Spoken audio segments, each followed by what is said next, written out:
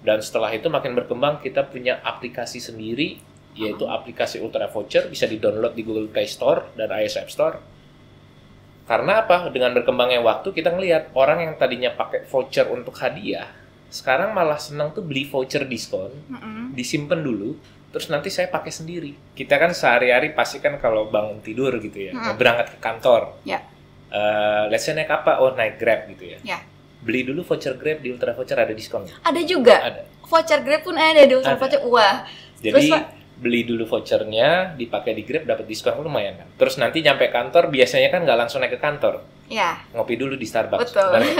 Beli dulu voucher Starbucks. Nah, diskon ada juga. Diskon lagi.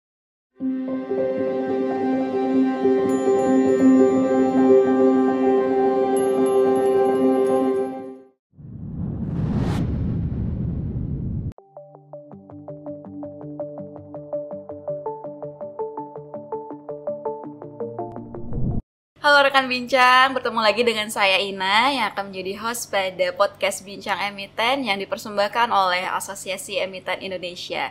Dan di episode kali ini kita kedatangan tamu spesial, sosok yang berpengalaman dan ahli di bidangnya. Beliau adalah co-founder dan CCO dari PT Trimegah Karya Pratama Tbk, sekaligus sebagai Ketua Badan Otonom BPP HIPMI Pasar Modal dan IPO, Bapak Ricky Boy Permata. Halo Pak Ricky, apa kabar? Kabar baik Mbak Ina, apa kabar? Sehat ya? Baik Pak, terima kasih nih Bapak sudah mau meluangkan waktunya untuk Sama-sama. datang ke podcast Bincang Emiten Pak. Thank you juga udah boleh diundang sini. Ya, dan ini sebagai pembuka nih Pak, ada pepatah bilang bahwa tak kenal maka tak sayang nih Pak. Ini kita pengen tahu lebih dekat lagi nih mengenai sosok Pak Ricky ini seperti apa, perjalanan karirnya seperti apa, bisa diceritakan sedikit Pak? Boleh. Jadi basically background saya itu memang awalnya itu dari profesional sih. Jadi pertama kali saya lulus kuliah dari Trisakti University, saya ngambil Computer Science dan Informatika. Setelah itu saya lulus langsung fokusnya kerja. Jadi karena background saya IT ya, jadi fokusnya kerjanya di perusahaan teknologi. Jadi saya kerja di beberapa perusahaan dari mulai software house, pernah juga di multinational company, baik multinational company dari Amerika, Jepang, dan terakhir saya bekerja sebelum bikin Ultra Voucher yaitu di perusahaan IT Metro Data Elektronik (MTDL), perusahaan TBK juga. Jadi background saya itu adalah studinya S1-nya di Computer Science, lalu saya ngambil S2 Business Management di Binus Business School. Jadi memang ada sedikit kombinasi tech sama bisnis lah. Jadi berangkat dari situ, baru akhirnya ketemu sama partner saya di Ultra Voucher, Pak Hadi. Kita berdua sama-sama karyawan di Metro Data MTDL. Lalu kita sama-sama punya ide, innovation, bagaimana kalau kita membuat sebuah inovasi dalam memberikan cashless transaction, tapi dalam bentuk voucher digital, voucher belanja. Makanya kita bikin Ultra Voucher. Jadi memang awal saya itu pure profesional dan we go building the business di tahun 2016. Oke, berarti dari memang basicnya adalah ilmunya itu teknologi, Bapak bekerja profesional di bidang teknologi juga, dan akhirnya itu di tahun berapa Pak dengan rekan Bapak itu mendirikan PT Trimegah Karya Pratama ini ya? Betul. Itu di tahun 2016 akhirnya dengan rekan Bapak membuat PT Trimegah Karya Pratama Tbk ini. Betul. Dan tadi bahwa PT ini atau dengan kode emiten kita sebut saja UVCR ya Pak. UVCR ini berarti bergerak di bidang teknologi juga. Betul. Dan khususnya tadi untuk penjualan voucher gitu ya Pak. Voucher nah itu belanja. Boleh dijelaskan lebih detail lagi nih Pak mengenai UVCR ini Pak? Jadi kita kan di masyarakat Indonesia kadang-kadang suka memberikan hadiah ya. Jadi kalau ada teman ulang tahun, ada saudara yang mau merit gitu ya. Kadang-kadang kan kita ngasih hadiahnya, kalau ngasihnya duit kadang-kadang kurang sopan. Makanya kalau dari dulu tuh sebenarnya sudah mulai ada yang namanya voucher belanja.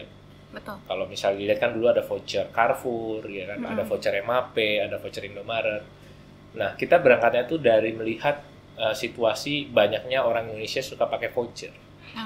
Nah, di tahun 2016 itu saya dan partner saya akhirnya kita punya inisiatif gimana kalau voucher yang sudah ada di market kita lihat ini dibikin dalam bentuk digital. Oke. Makanya kita bikinlah sebuah inisiatif dan inovasi. First product kita adalah bagaimana caranya orang kalau cari MAP gitu ya, orang cari Zara, orang cari Carrefour atau Indomaret. Kalau dulu awalnya mulainya dari e-commerce ya, di Blibli. Yeah. Orang cari di Blibli yang keluar voucher kita. Nah, yang tadinya mau beli Zara atau tadi mau beli misalnya Carrefour, belinya voucher Carrefour diskon lagi. Ketika dia bayar, langsung otomatis dikirim lewat email. Yeah. Nah, itulah produk pertama kita, makanya akhirnya Ultra Voucher. Dan setelah itu makin berkembang, kita punya aplikasi sendiri, yaitu aplikasi Ultra Voucher, bisa di-download di Google Play Store dan iOS App Store. Karena apa? Dengan berkembangnya waktu, kita ngelihat orang yang tadinya pakai voucher untuk hadiah, sekarang malah senang tuh beli voucher diskon, disimpan dulu, terus nanti saya pakai sendiri. Iya, dipakainya nanti aja. Iya, gitu. betul. Nah, jadinya yang tadinya voucher hanya buat gifting, sudah mulai berkembang voucher itu untuk dipakai langsung. Makanya kita bikinlah Ultra Voucher 2016, dan akhirnya berkembang, kita punya aplikasi Ultra Voucher, dan bahkan 2018 kita udah berhasil, waktu itu kan zaman era startup ya, jadi lagi rame-ramenya fundraising lah, cari investors ya. 2018 kita bahkan udah dapat investors. Betul, jadi kita dapat investor venture capital, ada dari Indonesia dan juga dari Australia. Nah, 2018 kita dapat $1,5 juta USD, dan akhirnya setelah 2018 dapat $1,5 juta USD, 2021 kita akhirnya IPO. Jadi puji Tuhan, alhamdulillah IPO bisa dibilang sangat sukses dan cukup viral waktu itu ya, karena kita beda 3 hari sama Bukalapak, jadi sangat viral waktu itu. Berarti kalau misalnya dilihat ini jaraknya nggak begitu jauh dari berdirinya di 2016, Betul. kemudian di 2018 sudah mendapatkan investor, dan di 2021 akhirnya IPO. mencatatkan saham di IPO, dan bisa dibilang 2021 adalah momentum yang tepat, apalagi lagi COVID dan orang Betul. lagi main digital banget gitu ya Pak, teknologi banget gitu, dan itu kesan pertama nih Pak, bukan setelah IPO gitu, dan itu seperti apa Pak? Yang pertama sih excited, terus yang kedua sempat takut juga ya, karena kan kebetulan kita ini nggak ada yang backgroundnya dari keluarga bisnismen. Jadi memang kita pure dari profesional, terus going IPO kan sesuatu big things ya. Ya, betul. Ibarat kata, wah ini kita governance-nya, compliance-nya harus seperti Bank BCA, Bank Sinarmas, yang secara perusahaan sudah sangat besar. Jadi kalau memang dibilang waktu itu sih kita takut tapi excited, yang akhirnya membuat kita banyak bertanya sih.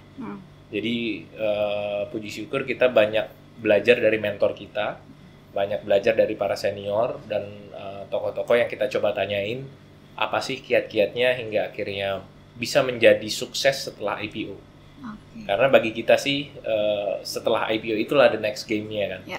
Dan bagi kita bahkan dengan adanya menjadi perusahaan TBK, bahkan kita dapat banyak value. Kita bisa dapat free marketing karena kan kita langsung diekspos oleh banyak regulator. Masyarakat jadi lebih banyak tahu tentang Ultra Voucher. Mungkin Mbak sebelumnya belum pernah dengar Ultra Voucher kan? Karena kita dari dulu tuh startup yang nggak bakar-bakar. Jadi kita tuh dari awal berdiri tuh always profit company.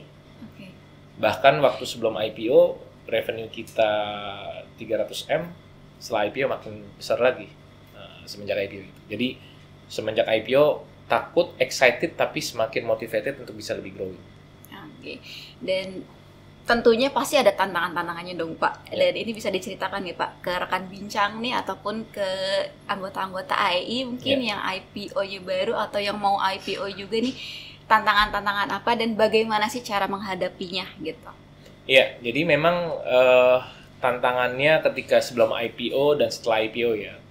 Sebelum IPO apalagi bagi kita yang memang perusahaan bisa dibilang belum masuk ke skala besar sekali, tantangannya sudah pasti adalah governance. Gimana kita merapikan struktur perusahaan, metode bekerja, fungsi kontrol, review, laporan keuangan, sehingga semuanya itu memang comply.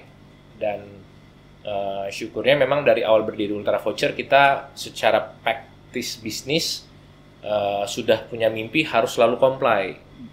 Tidak adalah yang berjalannya aneh-aneh, jadi taat terhadap pajak, aturan juga kita taat. Jadi harus comply sehingga memotivasi kita ketika IPO pun jauh lebih mudah. Nah, tantangan yang kedua, lalu yang selanjutnya adalah proses menuju IPO-nya ya. Itu makanya kita juga banyak berkonsultasi dengan mentor, senior, advisor, sekuritas, underwriter, dan lembaga-lembaga penunjang, ataupun kalau memang ada kerjasama dengan konsultan IPO, silahkan bertanya dengan konsultan IPO atau advisornya. Sehingga proses IPO itu smooth, sesuai dengan proyeksi kita setelah IPO mau ngapain sih. Ya. Karena kan objektifnya kita kan ketika IPO harus lebih besar lagi bisnisnya. Bukannya IPO yang harapannya untuk ya udah IPO dapat duit exit gitu. Ya. Jadi mimpinya kita memang ke arah sana. Dan alhamdulillah setelah IPO, pas IPO sukses, dan setelah IPO tantangan keduanya adalah gimana menjaga dan bahkan lebih ningkatin lagi bisnis perusahaannya fundamental sesuai dengan proyeksi yang kita sampaikan di prospektus dan ke IDX dan OJK. Nah, itulah memang tantangan yang membuat kita sebagai businessman atau entrepreneur harus konsisten sama bisnis kita to grow our business, our profit, dan pasti akan kembali lagi memberikan dividen ke investor. Dan kita bisa dibilang perusahaan tech, startup, e-commerce yang setiap tahun selalu membagikan dividen. Wah, luar biasa. Berarti benar-benar IPO itu membuat grow perusahaan ya Pak. Betul. Jadi ini mungkin bagi para perusahaan-perusahaan yang ingin IPO sebenarnya jangan takut ya. Jangan takut. Bisa kok gitu. Bisa. Setelah IPO itu tuh grow up dengan sangat baik gitu ya Pak. Dan ini kita balik lagi ke UVCR, berarti tadi ada satu aplikasi gitu ya Pak. Berarti Betul. Itu sistemnya adalah di mana aplikasi itu di dalamnya tuh ada beberapa merchant atau gimana Pak cara calon-calon konsumer ini untuk memakai aplikasi Bapak itu seperti apa gitu? Boleh. Jadi kita kan sehari-hari pasti kan kalau bangun tidur gitu ya, berangkat ke kantor. Ya. Let's say naik apa? Oh, naik Grab gitu ya. Ya. Beli dulu voucher Grab, di Ultra Voucher ada diskon. Ada juga? Ada. Voucher Grab pun ada di Ultra Voucher. Wah. Jadi terus, beli dulu vouchernya, dipakai di Grab, dapat diskon, lumayan kan? Oh alah. Benar. Terus nanti nyampe kantor, biasanya kan nggak langsung naik ke kantor. Ya. Ngopi dulu di Starbucks. Betul. Beli dulu voucher Starbucks. Nah, diskon ada juga. Diskon lagi gitu. Wah, ini benefitnya luar biasa sih Pak. Dalam satu aplikasi kita bisa beli voucher dari beberapa merchant dan dapat diskon lagi Pak. Itu luar biasa. Kok bisa sih Pak gitu itu gimana sih Pak? Makanya tadi kita bilang awalnya itu kita merchant cuma 5. Carrefour, Indomaret, Alfamart. Pokoknya hampir semua yang berhubungan dengan retail store lah. Indomaret, Alfamart, Carrefour, MAP sama Hypermart waktu itu. Oke. 2016 kita cuma 5, akhirnya 2017 kita mulai berpikir nih, gimana cara memberikan produk lebih banyak. Jadi nggak cuma voucher belanja bulanan, tapi voucher kebutuhan sehari-hari. Makanya kita ada voucher makanan, mulailah ada voucher bakmi GN, voucher misalnya paper lunch dari Grup Boga, seluruh produk sekarang kita punya 600 brand, 45.000 outlet di seluruh Indonesia. Luar biasa. Dari Sabang sampai Merauke. Jadi kalau semakin banyak beli voucher, semakin besar diskonnya. Enggak, kalau yang lain kan tagline-nya misalnya diskon atau cashback berapa persen, maksimum sekian. Ya. Kalau kita semakin banyak beli, makin gede diskonnya. Enggak ada limitasi minimum maksimum. Jadi kalau mau beli baju misalnya di Zara atau H&M, suka shopping? Ya. Nah, di outletnya ada diskon H&M 50%, bayar pakai voucher, Ultra Voucher lagi, diskon ada diskon lagi. Jadi double. Double itu jadi 50 plus 50%. Jadi itu yang membuat kenapa masyarakat tuh banyak dan senang pakai voucher. Ya. Dan menariknya kita selain di aplikasi Ultra Voucher, Mbak sebenarnya bisa nemuin kita di aplikasi My Telkomsel, Mobile Banking BCA, Living Mandiri Suka, seluruh e-commerce itu ada kita. Sudah. Ada. Jadi memang Ultra Voucher ini we are the first and the biggest Indonesian company dalam voucher dan reward platform. Makanya kita bilang bahwa ya ini karya anak bangsa. Ya. Dan kita juga sangat berterima kasih para investor, para regulator pemerintah yang selalu memberikan kesempatan bagi kita berkarya. Hopefully semakin banyak solusi dan produk-produk baru, dan nanti akan ada produk baru dari Ultra Voucher yang akan keluar. Tapi nanti kita info lebih lanjut. Nanti ya, itu salah satu inovasi terbaru ya, dekat-dekat ini apa masih belum boleh di-spill yang akan bincang. Dan mungkin untuk si vouchernya itu dalam bentuk digital dan fisik juga. Fisik ada. Ini kebetulan nih saya ada nih Nah, Dan itu. ini rekan bincang untuk voucher fisiknya seperti ini, jadi jangan udah sekarang nggak usah mikir lagi ya Pak ya untuk mau beli voucher di mana, langsung aja bisa via aplikasinya Ultra Voucher ya Pak ya. Betul. Langsung download aja, itu Nah, sedikit dimudahkan nambahin sekali. Mbak, yang tadi Mbak sempat show ini kan banyak perusahaan-perusahaan kayak korporasi kayak perbankan, Ya. perusahaan retail FMCG sering ngasih hadiah buat customer, Betul. ngasih Gift hadiah ya. buat distributor, Ya. buat ngasih ke karyawan untuk insentif gitu misalnya kan, atau untuk hadiah buat karyawan. Nah ini sekarang biasanya kan ngasih voucher A, ngasih voucher B. Betul. Nah kalau ngasih voucher Ultra Voucher punya kebebasan memilih dari 600 brand dan Brand 45.000 Dalam outlet. satu voucher aja Betul. gitu ya Pak. Nah jadi sebenarnya kenapa sekarang sudah banyak perusahaan-perusahaan ataupun ada banyak organisasi, dan ini bisa kita customize logonya dan gambarnya, juga desainnya. gitu. Wah, ini untuk corporate nih mungkin ya Pak yang Bisa. ingin ngasih gift award atau door prize nih Pak. Benar. Bisa langsung pakai vouchernya Bisa. dari Atau Ultra untuk Voucher ini. misalnya organisasi seperti IAI Ya. untuk memberikan kepada anggota, kita nanti bikin logo customnya dari logo desain IAI juga bisa. Sangat banyak sekali manfaatnya. Wah, luar biasa sih, ini inovasinya yang sangat luar biasa, yang memang sangat dibutuhkan di tahun-tahun ini ya Betul. Pak gitu. Dan tadi selain dari Ultra Voucher ini, apakah ada inovasi atau mungkin ada target-target program atau produk tertentunya untuk tahun ini Pak yang akan dicapai? Iya. Jadi kalau tadi dibilang semenjak ketika kita IPO kan bisnis kita awalnya voucher doang. Dan kita always profit company lah. Jadi Ya. kita tidak pernah tidak profit. Tapi kita punya visi setelah IPO ini bisnis harus lebih berkembang. Ya. Dan itu terbukti bahwa dari sebelum IPO revenue kita 300M, 2023 kemarin closing year kita revenue kita udah 800M. Wow.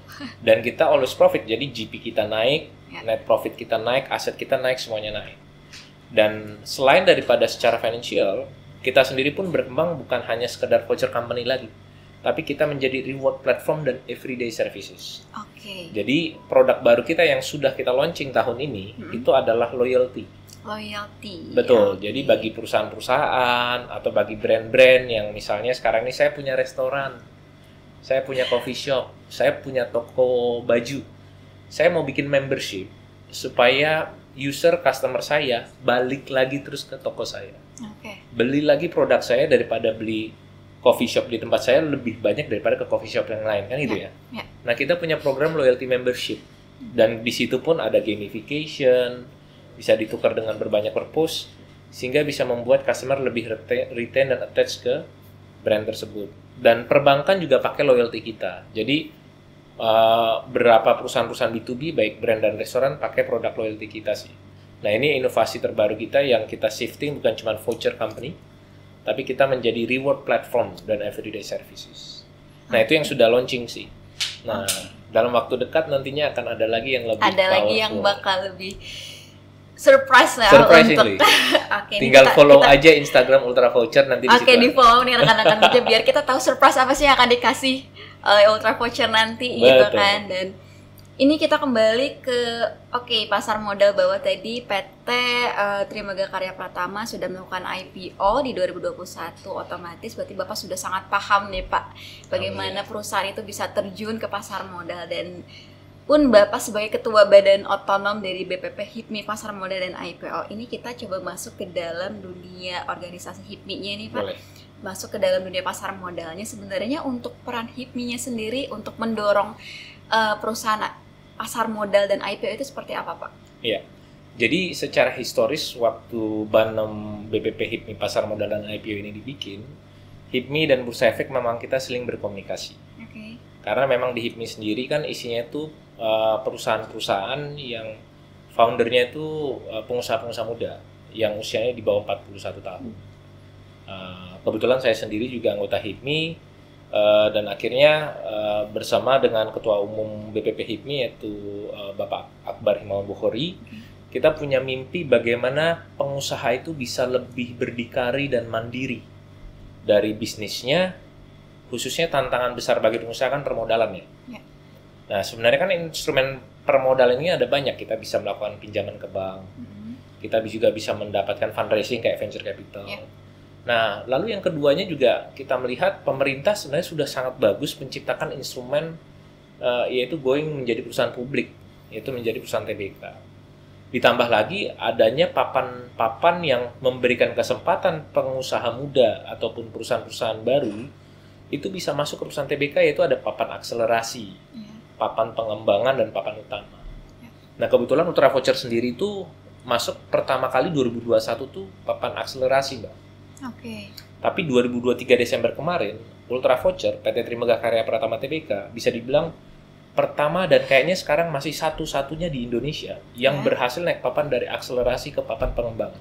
Wow, dalam kurun waktu secepat itu 2 pula tahun ya setelah Pak, IPO. ya, luar biasa. Nah, ini sebenarnya yang menjadi motivasi Bursa Efek melalui Direktur Utama Pak Iman, Pak Nyoman, dan juga Pak Jeffrey. Kita sama-sama berkolaborasi dengan HIPMI membentuk badan otonom, namanya Badan Otonom Investasi Pasar Modal dan IPO. Yang objektifnya adalah pertama, mengencourage para pengusaha agar juga ikut berinvestasi saham. Ditambah juga untuk ayo sama-sama membawa perusahaannya go public menjadi perusahaan TBK. Dengan konteks agar TBK-nya meningkatkan growing perusahaan dia sendiri. Jadi harapannya juga sesuai dengan visi dan misi Bursa Efek dan OJK, yaitu meningkatkan jumlah perusahaan TBK, meningkatkan jumlah market cap juga di Indonesia. Jadi HIPMI bersama dengan Bursa Efek membangun Banom Investasi Pasar Modal IPO agar membantu perusahaan menjadi perusahaan TBK. Berarti ini ada kolaborasi langsung antara HIPMI dan IDX. Betul. Ini baru nih Pak, kolaborasi ini baru dibentuk juga. Dibentuknya tahun lalu, tahun 2023. Dan sudah berjalan di sudah tahun berjalan. ini gitu, dan Pak. tahun lalu pun kita sudah membantu salah satu perusahaan dari HIPMI menjadi perusahaan TBK juga melalui HIPMI Stock ini. Nah, itu caranya untuk perusahaan bisa mau apa ya, untuk IPO itu gimana caranya? Apakah saya pengen IPO nih langsung ke HIPMI dan IDX, itu kerjasamanya atau ada platform, atau dia harus menghubungi kemana nih Pak? Boleh. Untuk bisa tahu informasi mengenai IPO itu seperti apa? Jadi memang kan informasi going to IPO ini kan sebenarnya sudah sangat umum, ya kan? Regulator, IDX, OJK juga sudah mensosialisasikan step by step-nya. Cuman kita tahu lah, terkadang-kadang kan kita para pengusaha ini pingin untuk bertanya dari para pengusaha lainnya yang sudah TBK atau juga dalam proses menjadi perusahaan TBK supaya bareng-bareng gitu loh. Iya, betul. Kan lebih enak gimana kendalanya, apa yang harus. Nah, makanya dibentuklah ini Banom Pasar Modal dan IPO. Nah, kalau mau ikutan boleh banget. Jadi karena kan Badan Otonom ini non-profit organization, jadi kita sangat terbuka sharing informasi, kita sama-sama saling dukung, sama-sama saling support, supaya nanti semakin bertambah lagi perusahaan TBK yang baik, dan perusahaan tersebut berkembang, lebih meningkatkan juga bagi pemerintah, dan juga memberikan hal yang positif bagi investor atau masyarakat. Jadi kalau mau bertanya atau mau bergabung, silahkan follow dan message ke Instagramnya @hipmi.stocks. Jadi nanti tinggal follow dan message, nanti kita tinggal ajak ke event-event HIPMI Stocks, karena ketika nanti menjadi perusahaan TBK, otomatis kita akan bawa menjadi anggota Asosiasi Emiten Indonesia. Luar biasa, langsung masuk menjadi anggota AE. Dan untuk anggota AE pun bisa ya Pak setelah IPO, misalnya ini kita harus seperti apa juga bisa langsung ke HIPMI Stock itu ya Pak, sekali. Untuk mencari ilmu edukasi dan lain-lainnya. Dan kalau Bapak sendiri melihat tren IPO nih Pak di tahun-tahun ini sebagai strategi perusahaan itu seperti apa Pak?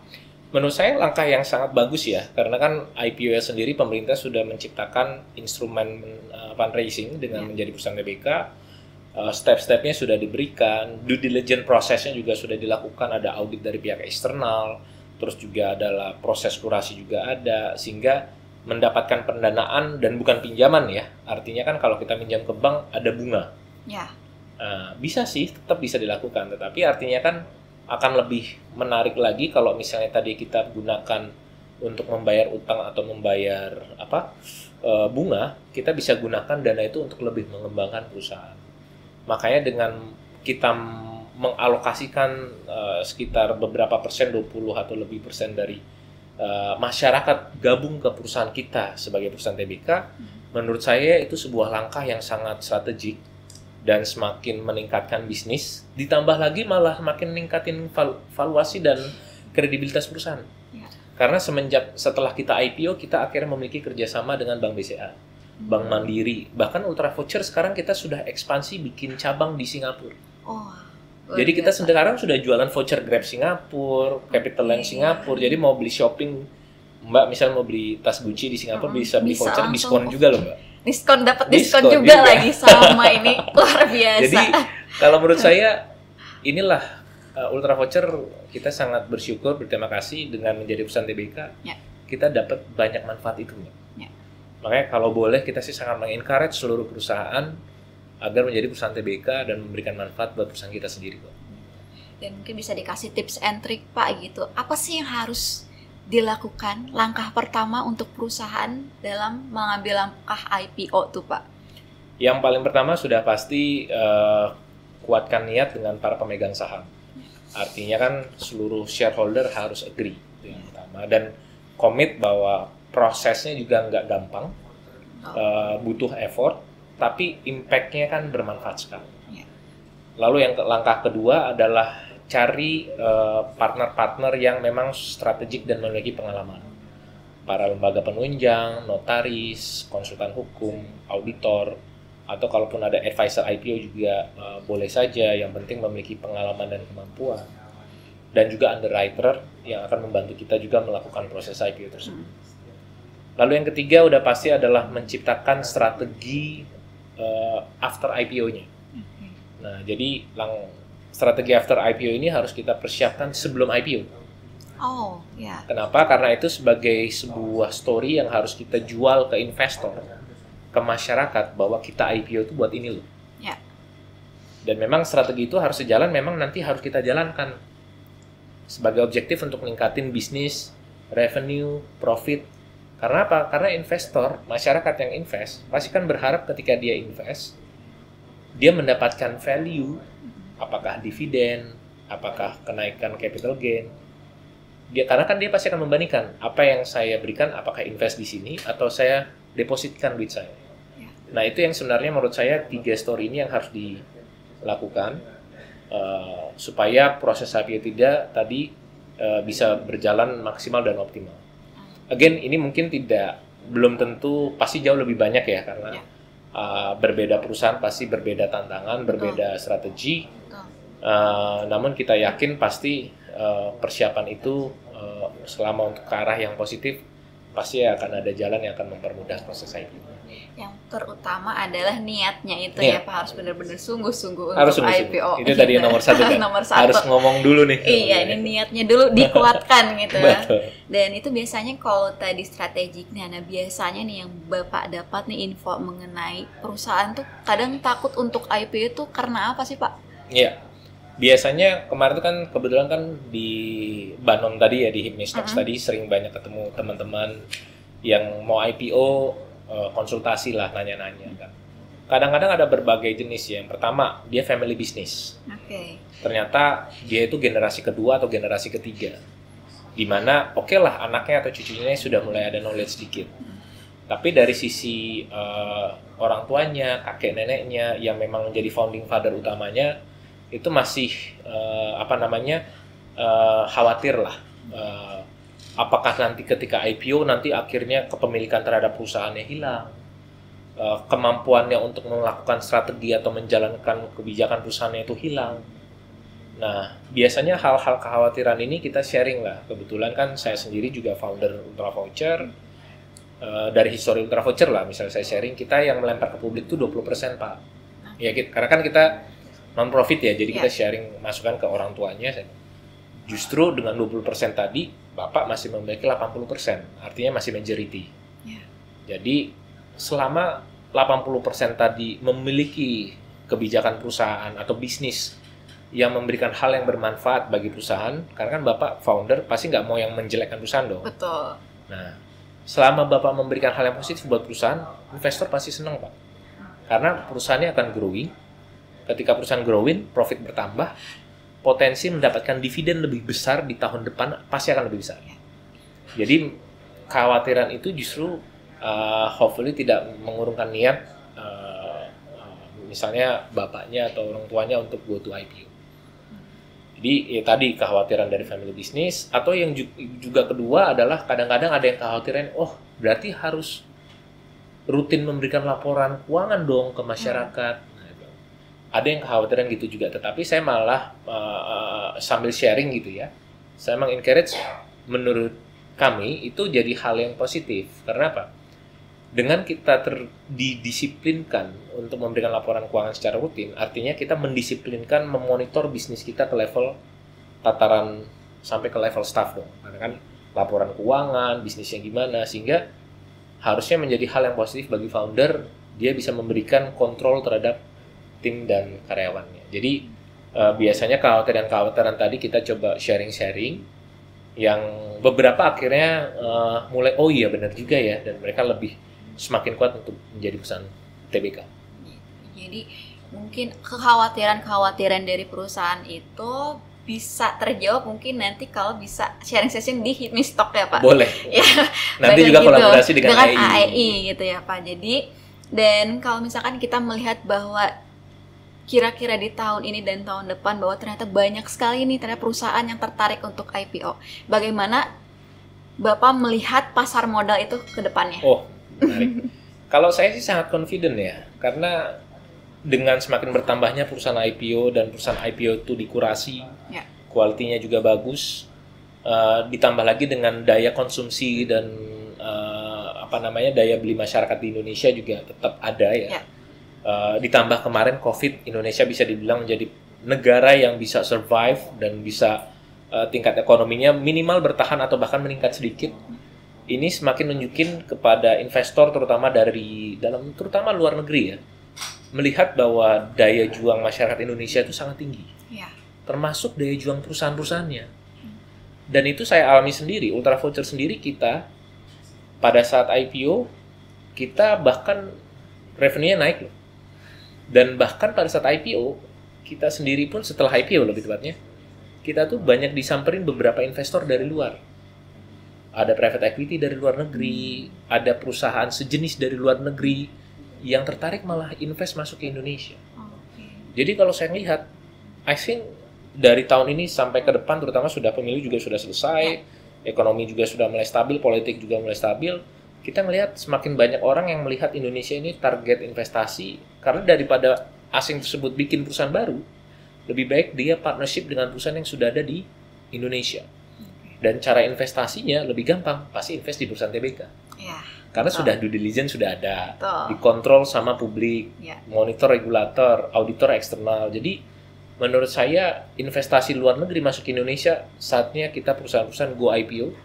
Karena siapa sangka tahun depan begitu IPO langsung diinvest oleh investor luar negeri. Betul, luar biasa sih Pak. Dan ini sebagai pertanyaan terakhir Pak, adakah pesan dan kesan yang mau Bapak sampaikan nih ke rekan-rekan bincang, ke anggota AEI pun kepada publik Pak?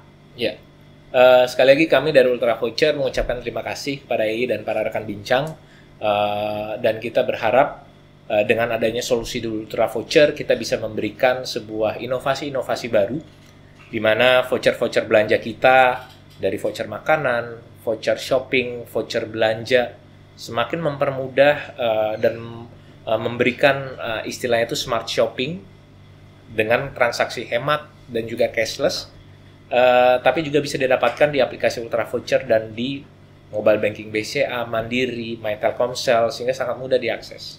Dan harapannya setelah nanti dalam beberapa waktu ke depan Ultra Voucher akan mengeluarkan produk dan fitur baru yang semakin memberikan manfaat bagi para konsumen Ultra Voucher, dan terutama meningkatkan revenue Ultra Voucher dan memberikan dividen secara rutin kepada para investor Ultra Voucher di tahun depannya. Hopefully ini memberikan semacam semangat atau motivasi kepada teman-teman. Yuk mari kita sama-sama menjadi perusahaan TBK, going to IPO, going to public, berkolaborasi dengan HIPMI Stock, Badan Otonom Investasi Pasar Modal dan IPO BPP HIPMI, dan juga Asosiasi Emiten Indonesia, sehingga kita meningkatkan lagi tingkat market cap dan juga transaksi investasi di Indonesia melalui investasi ke perusahaan-perusahaan TBK, masuk ke perusahaan para rekan bincang juga. Hopefully kita sama-sama bangun semakin meningkatkan ekonomi Indonesia dan perusahaan kita sendiri juga, dan para investor di masyarakat Indonesia.